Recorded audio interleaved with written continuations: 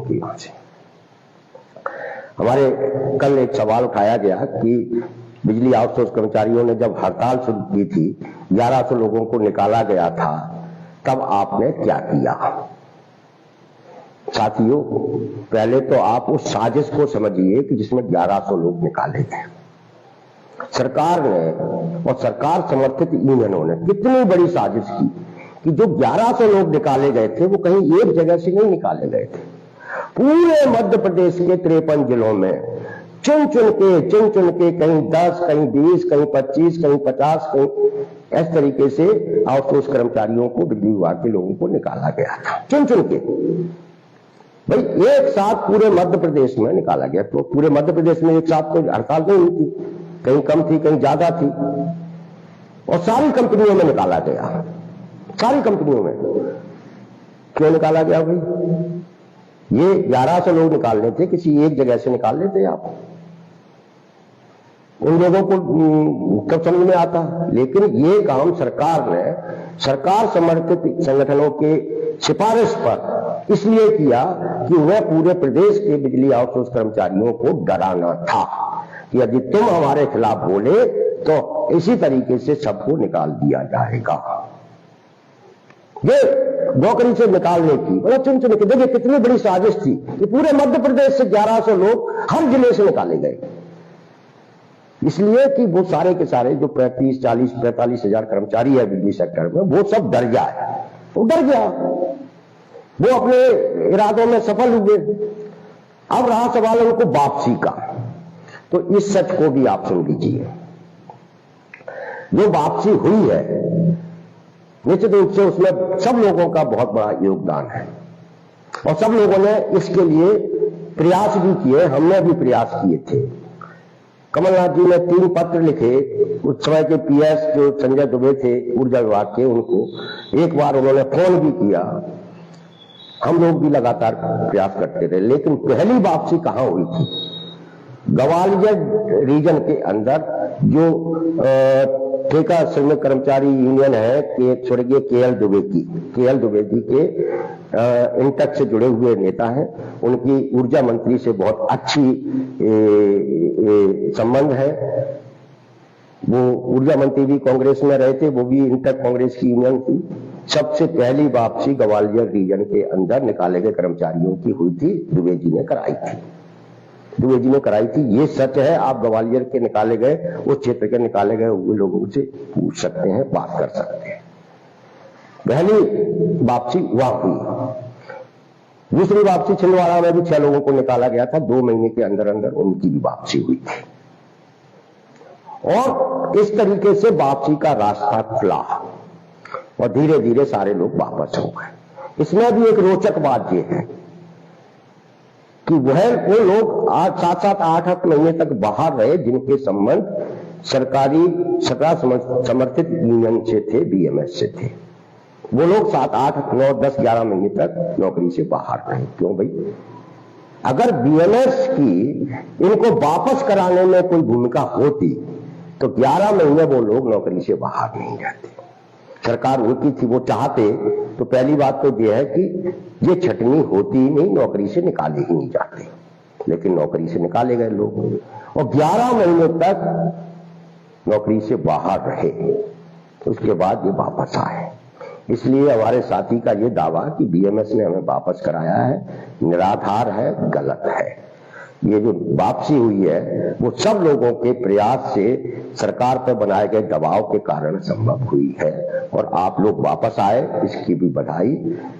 आना चाहिए, लड़ना चाहिए, आप लड़े, इसके लिए बधाई। हड़ताल की इसके लिए बधाई, और हड़ताल का हमने भी आपका समर्थन किया था। कई जिलों में हम लोग, हमारे ऑल डिपार्टमेंट के साथी लोग गए, आपकी संख्या बढ़ाई और हम लोगों ने संघर्ष को सपोर्ट भी किया था। इसलिए ये कह देना कि आपने क्या किया था, ये उचित नहीं है। वो चिट्ठियां आपके पास मौजूद हैं जो कमलनाथ जी ने लिखी थी। छिंदवाड़ा के ही एमपीवी के आउटसोर्स कर्मचारी उनसे मिले थे, उसके बाद वो चिट्ठियां लिखी गई और बात भी की गई। तो प्रयास सबने किए और उन प्रयासों के बाद ही ग्वालियर से वापसी शुरू हुई, छिंदवाड़ा में भी और सभी जगह। कुछ लोग अभी भी बचे हुए हैं, थोड़े बहुत इक्का दुक्का, दूसरी नौकरी उन्हें खोज ली होगी। एक दूसरा सवाल भी और आया था, और दूसरा सवाल यह था कि इन्होंने जो है 2019 में एक प्रदर्शन किया था भोपाल में, चिनार पार्क में इकट्ठे हुए थे बड़ी संख्या में। उस प्रदर्शन में उस समय की सरकार ने, पुलिस ने कुछ बल प्रयोग किया था। ऐसा नहीं करना चाहिए था सरकार को, निश्चित रूप से ऐसा नहीं करना चाहिए था, लेकिन बल प्रयोग किस तरीके से हुआ नहीं था उसकी भी सच्चाई आपको पता होना चाहिए कि वो प्रदर्शन आखिर हुआ क्यों था। हमारे एमपीबी के आउटसोर्स कर्मचारियों के नेता राहुल मालवीय ने कल खुद ही बताया था अपनी लाइफ में कि 2017-18 तक उनको 7,000 रुपए मिलते थे, आज उनको 14,000 मिल रहा है। निश्चित रूप से 2018 से पहले एमपीबी के अंदर जो कंपनियां काम कर रही थी वो बड़े स्तर पर आउटसोर्स कर्मचारियों का शोषण कर रही थी। उन्हें न्यूनतम वेतन नहीं देती थी, पीएफ भी जमा नहीं होता था, और इस तरीके से वेतन भी कम देते थे। कई बड़े स्तर पर तो वसूली भी करते थे उनके सुपरवाइजर। ये बड़ा अन्याय था। लेकिन आपकी जानकारी के लिए ये आपका जानना बहुत जरूरी है कि इस मध्य प्रदेश में ये जो आउटसोर्स एजेंसी है उन पर अगर कहीं पहली कार्रवाई किसी एजेंसी पर हुई थी तो एमपीबी की एजेंसी पर ही हुई थी। आप लोगों ने आंदोलन किया और भी कई जगह से लोगों की शिकायतें आई। उस समय के मुख्यमंत्री माननीय कमलनाथ जी को खुद हम लोगों ने भी बातचीत की। एमपीबी के भी हमारे आउटसोर्स कर्मचारी थे जो उनसे मिले थे, उनको बताया था कि उस समय एमपीबी में सबसे बड़ी कंपनी थी प्राइम वन। कौन सी? Prime one. किसकी थी? ऊर्जा मंत्री पारस जैन की, जो उज्जैन की। उस कंपनी को उनकी लड़की चलाती है। और प्राइम वन न पूरा वेतन देती थी, पीएफ जमा नहीं करती थी और बोनस भी नहीं देती थी, न्यूनतम वेतन भी नहीं मिलता था। प्राइम वन ने बड़े स्तर पर आप लोगों के साथ अन्याय किया था। सारे आउटसोर्स कर्मचारी उसी के एम्प्लॉय हुआ करते थे।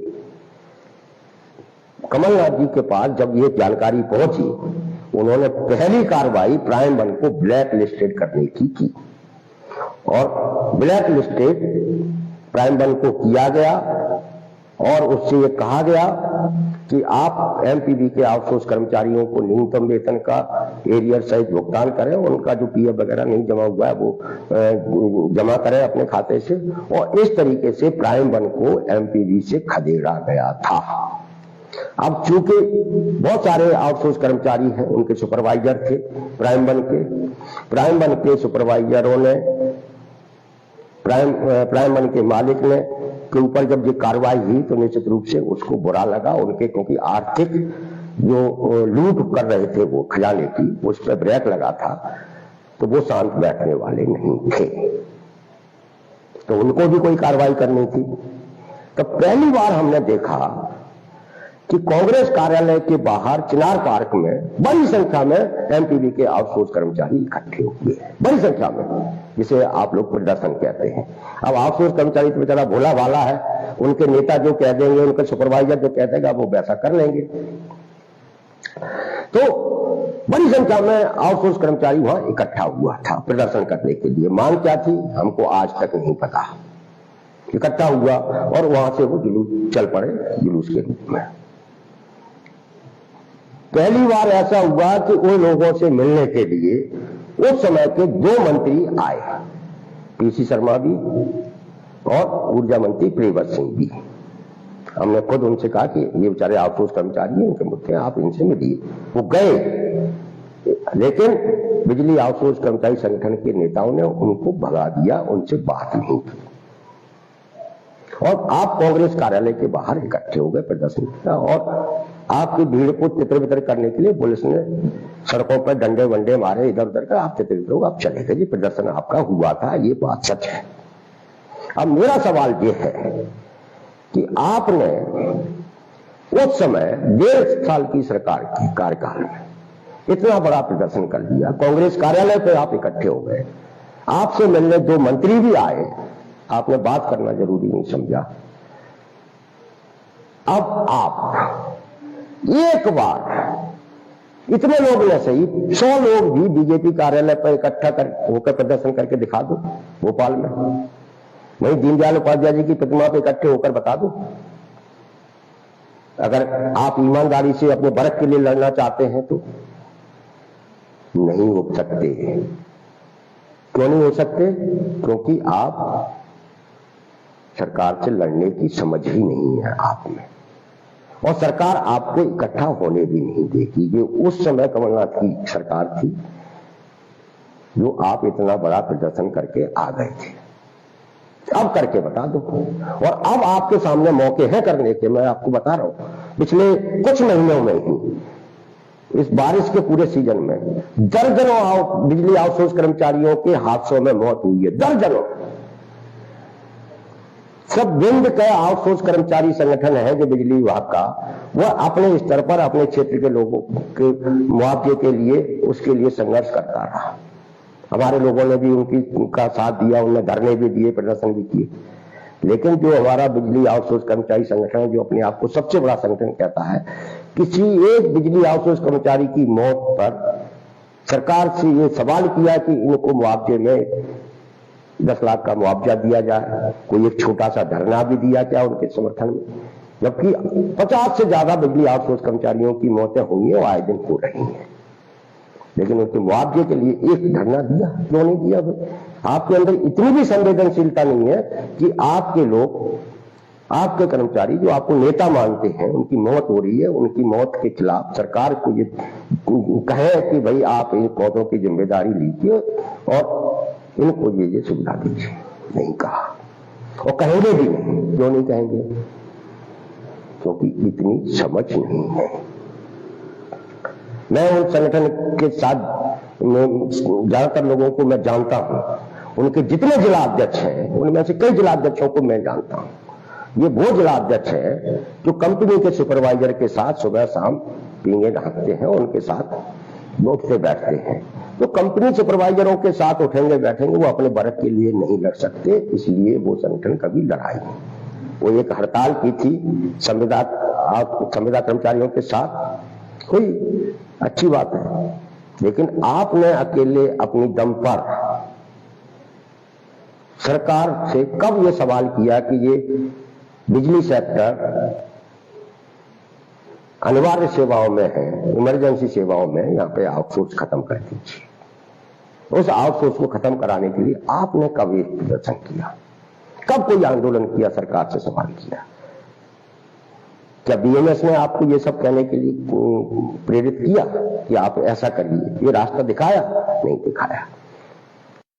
प्राइम वन जब ब्लैक लिस्टेड की गई तब प्राइम वन को कुछ न कुछ करना था, और उन्होंने अपने उन आउटसोर्स कर्मचारियों को भड़काया, उस संगठन को कुछ हम जो है सिर्फ और सिर्फ आउटसोर्स अस्थायी कर्मचारियों के भविष्य को सुरक्षित कराने के लिए मध्य प्रदेश में एक क्रांति आंदोलन विकसित कर रहे हैं, जिससे अपने अधिकार और हक की लड़ाई को लड़ेंगे। क्योंकि इस अन्यायकारी प्रथा से मुक्ति पाने का एक ही रास्ता है, वो है संघर्ष का रास्ता। और डिपार्टमेंट आउटसोर्स अस्थायी कर्मचारी मोर्चा द्वारा शुरू किए गए कामगार क्रांति आंदोलन के साथ जुड़कर चौथे और तीसरे दर्जे की नौकरियों में लागू की गई इस प्रथा को का अंत कराने के लिए आपको सबके साथ मिलकर लड़ना पड़ेगा।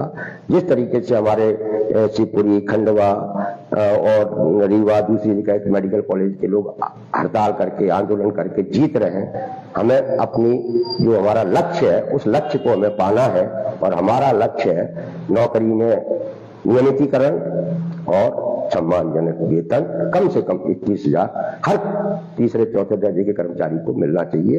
21,000 से न्यूनतम वेतन मध्य प्रदेश में होना चाहिए, जिससे कामगार कर्मचारी वर्ग को इस बढ़ती महंगाई में राहत मिल सके। इसी के साथ नमस्कार, धन्यवाद।